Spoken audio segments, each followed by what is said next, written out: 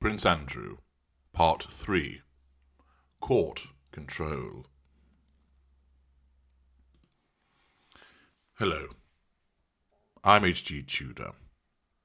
I've explained in earlier parts of the Prince Andrew series that he is a narcissist and the reasons why. And of course, he remains in the news as a consequence of the ongoing court action brought by Virginia Giuffre against him. Recently, as an attempt to nullify that threat to control, Prince Andrew's lawyers issued a motion and application to have the claim struck out. It failed, and therefore that failure, of course, means that the action remains live, it remains a threat to his control, and will be igniting his fury. Unlike a certain other very royal narcissist, Andrew, for reasons that I've explained in Part 2, has remained largely out of sight.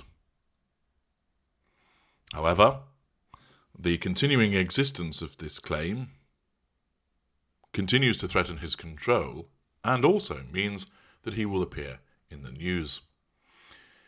Once again, Prince Andrew is trying to use the court, as many narcissists do, for the purpose of assertion of control. We've seen with Harry's wife how she utilises court action and is particularly litigious, bringing actions against the Sun newspaper, against Associated Newspapers Limited, making threats of legal action in order to assert control. And where a narcissist is wealthy, they will invariably engage in litigation, the lawyers being hired guns to bring about an outcome in order to nullify a threat to control or to assert control over somebody else. Other narcissists that can't necessarily afford a lawyer end up representing themselves and invariably appear as vexatious litigants. What now is happening with regard to Prince Andrew in terms of court control, and what does that tell us about his narcissism? Well, the BBC reports Prince Andrew denies close friendship with Ghislaine Maxwell in US court files.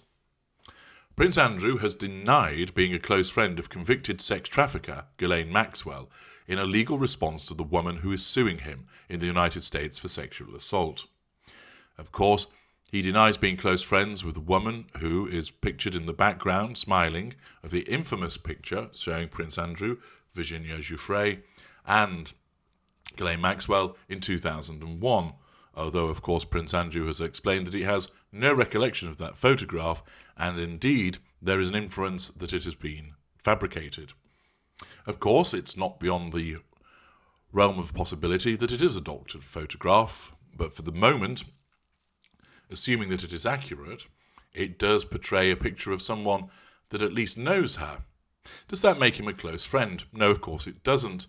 But then, of course, she was seen repeatedly appearing at events with Prince Andrew, and of course was invited to stay at Balmoral, where there is a picture of her and the late Jeffrey Epstein relaxing, pictured together, and of course they have only been able to attend that as a consequence of the invitation of Prince Andrew. He maintains that she is not a close friend, and in so doing, his narcissism is utilising the first line of the twin lines of narcissistic defence, which is denial. Very easy to use. That didn't happen. No, I did not. No, that's wrong. No, no, no. Denial, denial, denial.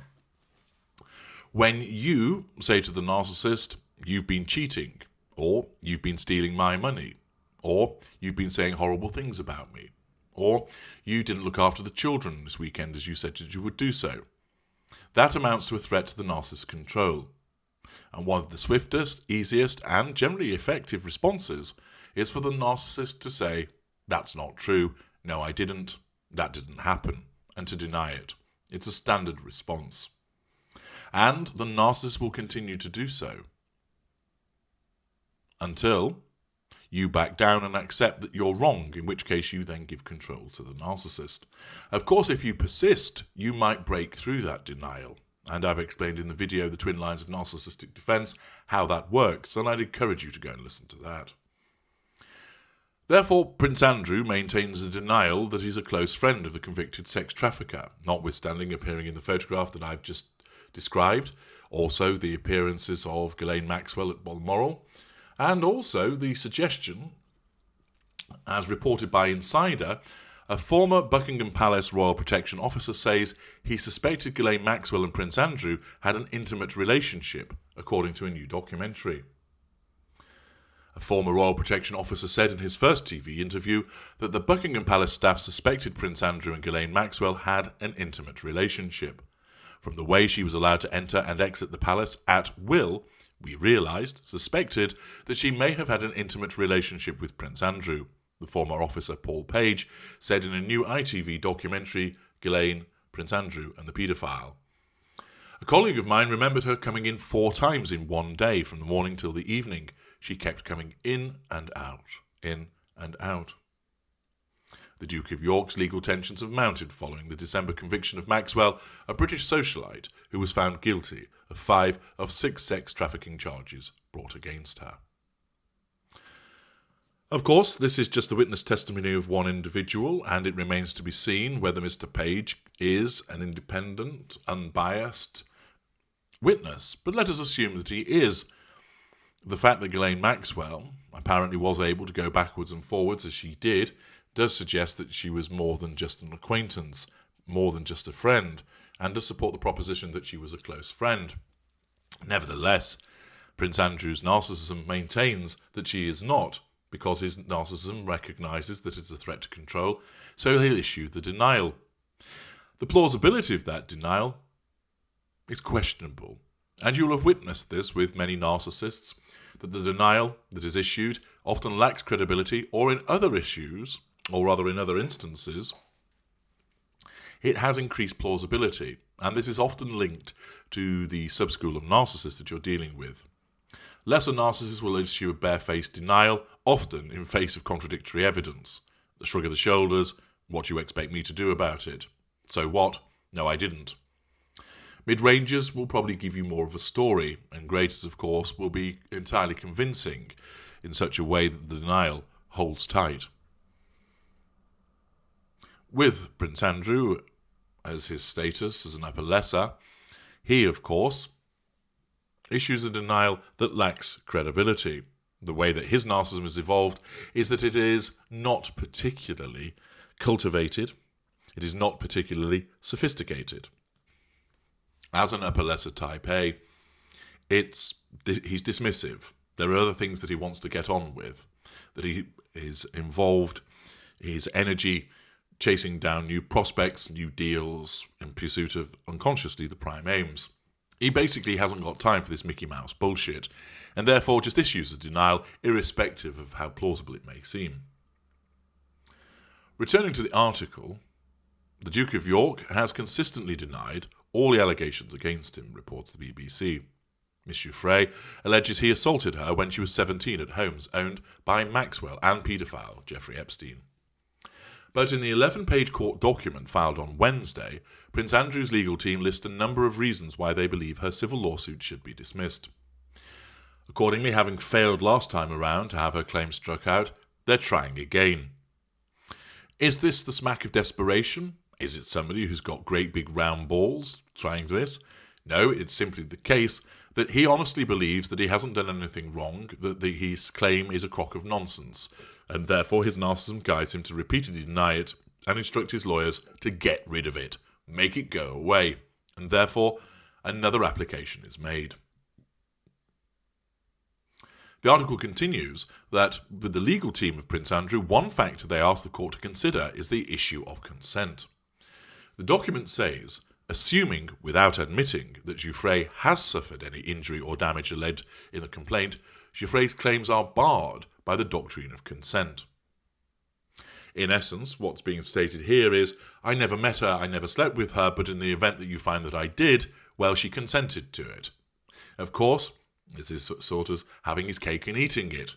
I deny that I've ever met this woman. I deny that I slept with her. Okay, if you find that I did, well, she consented to it anyway, and therefore the claim fails. The document also states that Prince Andrew admits that he met Epstein in or around 1999, but denies that he participated in any abuse with the late financier. On the matter of a photograph of the prince with his arm around Miss Giuffre, with Maxwell in the background, his lawyers say they do not have enough information to admit or deny its existence.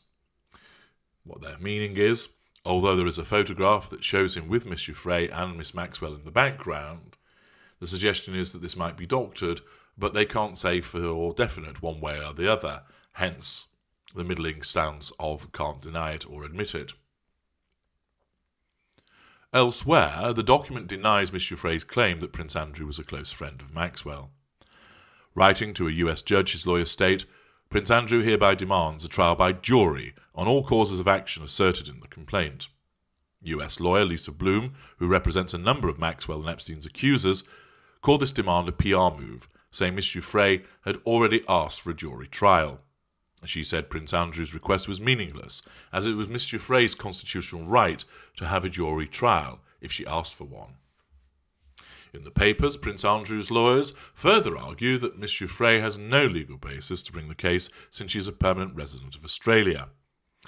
They also refer to a 2009 settlement agreement between Miss Giuffre and Jeffrey Epstein, a long-time associate of Prince Andrew. Epstein, a convicted sex offender, killed himself in prison in 2019 while awaiting a sex trafficking trial.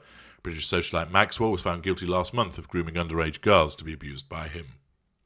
Miss Giuffre is suing the Queen's son for allegedly sexually assaulting her in London, New York and the Virgin Islands when she was a teenager. She is seeking unspecified damages, but there is speculation the sum could be in the millions of dollars. Earlier in the month, the judge ruled that the case could proceed. Buckingham Palace later stripped Prince Andrew of his military titles and patronages and said he would contest the case as a private individual. See parts passim for more observation on that.